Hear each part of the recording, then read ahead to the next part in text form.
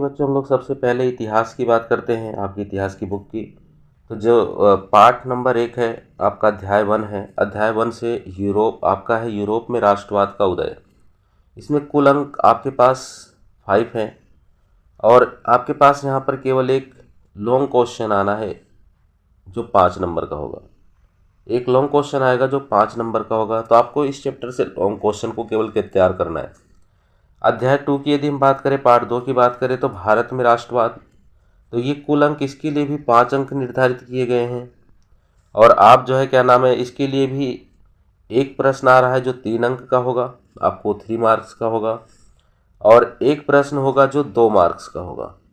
और ये 2 मार्क्स का जो प्रश्न होगा ये आपका मानचित्र का प्रश्न होगा। इसी चैप्टर से आपका मानचित्र आना है, एक और चैप्टर से आना है, 1-2 से। लेकिन आप यहाँ पर जो है क्या नाम है, एक 3 अंक के प्रश्न की तैयारी करें और प्लस में जो है क्या नाम है, मानचित्र को भरने के लिए, आप नक्शे को भरने के लिए आप जो है क्या नाम है, यहीं पर से उन स्थानों को देखें जहाँ पर युद्ध हुए होंगे या फिर किसी प्रकार की कोई घटनाएं घटित हुई होंगी। ये आपका अध्याय 3 है, भूमंडलीकृत विश्व का बनना। तो यहाँ पर से कुल अंक आपके 3 मार्क्स आ रहा है, 3 मार्क्स का है। और यहाँ पर से एक प्रश्न आपका 1 अंक का आएगा, MCQ बेस्ड होगा। और एक प्रश्न आपका 2 अंक का होगा। और मैंने की वर्ड लिमिट आपको बता दी है वीडियो में। देखिए चैप्टर 4 अध्याय 4 से आपका जो चैप्टर का नाम है औद्योगिकीकरण का युग, इससे कुल जो नंबर्स हैं वो आपके 4 मार्क्स का आ रहा है। और यहाँ पर एक प्रश्न आएगा जो केस बेस्ड स्टडी क्वेश्चन होगा। इस केस बेस्ड स्टडी क्वेश्चन की जो आप बात करते हो तो यहाँ पर से इस चैप्टर से आपका आने वाला है। तो आप यहाँ पर से केस बेस्ड स्टडी क्वेश्चन की तैयारी करें। देखिए हम अध्याय 5 की बात करते हैं, मुद्रण, संस्कृति और आधुनिक दुनिया। तो यहाँ पर से कुल मार्क्स जो है आपका 3 मार्क्स का आ रहा है।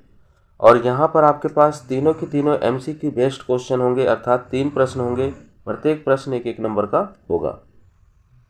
हम लोग इतिहास के बाद राजनीतिक विज्ञान की बात करते हैं। तो यहाँ पर अध्याय 1 जो सत्ता की साझेदारी है आपका, यहाँ पर से जो कुल मार्क्स का है जो आने हैं यहाँ पर 6 मार्क्स है आपके लिए। और किस प्रकार के प्रश्न होंगे, तो 2 प्रश्न आपके 1-1 नंबर के होंगे, अर्थात 2 MCQ प्रश्न आ रहे हैं आपके यहाँ पर से। और एक प्रश्न आपका 4 मार्क्स का आ रहा है, लेकिन वो केस बेस्ड स्टडी क्वेश्चन होगा। इसी चैप्टर से आपका सत्ता की साझेदारी से केस बेस्ड स्टडी क्वेश्चन आ रहा है और 2 आपके MCQ बेस्ड क्वेश्चन आ रहे हैं। आइए आगे देखते हैं। देखिए अध्याय 2 की यदि हम बात करते हैं तो संघवाद नाम है। और यहाँ पर से कुल जो मार्क्स हैं आपके वो 3 मार्क्स का आ रहा है। और यहाँ पर एक प्रश्न 1 मार्क्स का आ रहा है, MCQ बेस्ड है, और एक प्रश्न आपका 2 मार्क्स का आ रहा है। देखिए ये जो चैप्टर नंबर 4 है, चैप्टर नंबर 3 है अध्याय, जिसका नाम है लोकतंत्र और विविधता, ये आपका डिलीटेड है, तो इसको आपको बिल्कुल नहीं करना है। ये आपका डिलीटेड है तो इसको आपको बिल्कुल नहीं करना है, डिलीटेड है आपका। फिर अध्याय 4 की हम बात करते हैं, अध्याय 4 जिसका नाम है जाति, धर्म और लैंगिक मसले। इसमें देखते हैं किस प्रकार से आपका 3 मार्क्स का क्वेश्चन आ रहा है। और एक प्रश्न आपका MCQ है 1 नंबर का, और उसके बाद एक प्रश्न आपका 2 मार्क्स का है।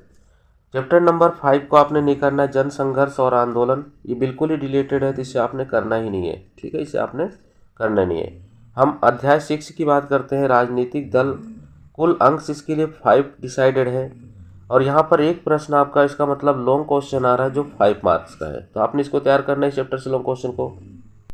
देखिए अध्याय 7 लोकतंत्र के परिणाम, कुल अंक इसके लिए 3 डिसाइडेड है। और इसमें से एक प्रश्न आ रहा है जो आपका 3 मार्क्स का है।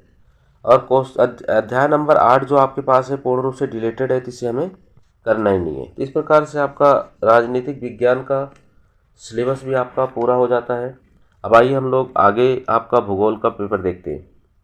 हम लोग अपनी भूगोल कक्षा 10th भी 2023 का सिलेबस, अध्याय नंबर 1 संसाधन एवं विकास, यहाँ पर कुल अंक जो है 1 मार्क्स का इस चैप्टर से आपका MCQ बेस्ड क्वेश्चन आ रहा है। अध्याय 2 की यदि हम बात करते हैं तो वन और वन्य जीव संसाधन है, तो यहाँ पर कुल अंक भी आपके 1 नंबर डिसाइडेड है। तो इन दोनों चैप्टरों से फर्स्ट और सेकंड से 1-1 मार्क्स का MCQ बेस्ड क्वेश्चन आ रहा है, तो MCQ क्वेश्चन है। देखिए अध्याय 3 की हम बात करते हैं तो जल संसाधन नाम है, तो इस चैप्टर से 5 मार्क्स का आपका क्वेश्चन आ रहा है। तो 5 मार्क्स का आपका की बात करते हैं जल संसाधन की, तो यहाँ पर 5 मार्क्स का एक क्वेश्चन आ रहा है और इसमें एक प्रश्न आपका 4 मार्क्स का होगा और एक प्रश्न आपका मानचित्र का होगा। अध्याय 4 की यदि हम बात करते हैं तो कृषि आपके चैप्टर का नाम है। यहाँ पर कुल मार्क्स जो है एक डिसाइडेड है, अर्थात इससे भी MCQ बेस्ड क्वेश्चन आपका आ रहा है। देखिए हम अध्याय 5 की यदि हम बात करते हैं तो खनिज और ऊर्जा संसाधन, तो ये कुल मार्क्स आपका 3 मार्क्स है, 3 मार्क्स है। और यहाँ पर 1 मार्क्स का एक प्रश्न आपका 2 मार्क्स का आ रहा है। एक प्रश्न आपका कितने मार्क्स का है? 2 मार्क्स का है। और एक प्रश्न आपका मानचित्र का इस चैप्टर से भी आ रहा है जो 1 मार्क्स का है। 6 विनिर्माण उद्योग, और इसके लिए कुल मार्क्स जो डिसाइडेड है वो 6 मार्क्स है। और इसमें प्रश्न अंक 5, एक प्रश्न आपका 5 मार्क्स का आएगा और इस चैप्टर से भी 1 मार्क्स का आपका मानचित्र रहेगा।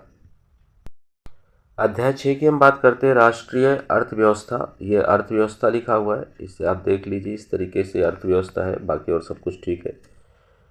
और की जीवन रेखाएं, तो यहाँ पर कुल मार्क्स इसके लिए 3 मार्क्स डिसाइडेड है और यहाँ पर एक ही प्रश्न आ रहा है जो 3 मार्क्स का होगा।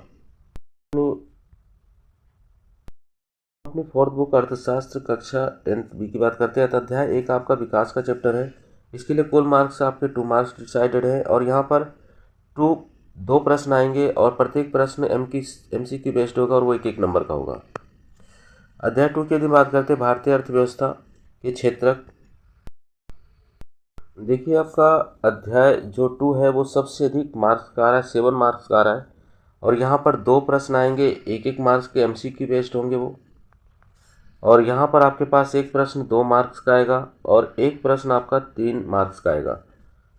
अध्याय 3rd की हम बात करते हैं मुद्रा और साख, तो कुल मार्क्स इसके लिए 6 मार्क्स डिसाइड हुए हैं। प्रश्न 1 अंक का होगा और एक प्रश्न आपका 5 मार्क्स का होगा इसी चैप्टर से, चैप्टर नंबर 3 से। अध्याय 4 की हम बात करते हैं वैश्वीकरण और भारतीय अर्थव्यवस्था, तो इससे जो है कुल अंक आपके डिसाइडेड है 5 और यहाँ पर 2 प्रश्न अर्थात 1-1 नंबर का एक MCQ बेस्ड क्वेश्चन आ रहा है। कुल मार्क्स इसके लिए 5 डिसाइड हुए हैं और 2 प्रश्न आएंगे 1-1 मार्क्स के होंगे, MCQ बेस्ड होंगे और एक प्रश्न आपका 3 मार्क्स का होगा। देखिए अध्याय 5 जो आपके पास है केवल वो प्रोजेक्ट वर्ग के हिसाब से उसको आपको नहीं करना नहीं है, तो आपका इसी प्रकार से सिलेबस पूरा हो जाता है। आप मेरे चैनल हेलो शिक्षा के साथ जुड़े रहिए। आप खुद भी इसे लाइक और सब्सक्राइब करिए और कमेंट करिए, अपने दोस्तों से भी इसे लाइक सब्सक्राइब और शेयर करवाइए। मैं यहाँ पर आपको इस बार जो टर्म में जिस प्रकार के क्वेश्चंस आ सकते हैं मैं उसका पूरा का पूरा आपको सिलेबस ठीक ढंग से बताने वाला और करवाने वाला और समझाने वाला हूँ कि किस तरीके से जो क्वेश्चंस है प्रत्येक चैप्टर से आ रहे हैं। आप मेरे वीडियोज़ को देख करके अपने पेपर की तैयारी करिए और मेरा मानना है कि आप बहुत ज़्यादा अच्छे नंबरों से पास होंगे और मेरे द्वारा बताए हुए अधिकतर क्वेश्चंस आपके पेपर में सेलेक्ट होंगे। सभी बच्चों का वीडियो देखने के लिए धन्यवाद।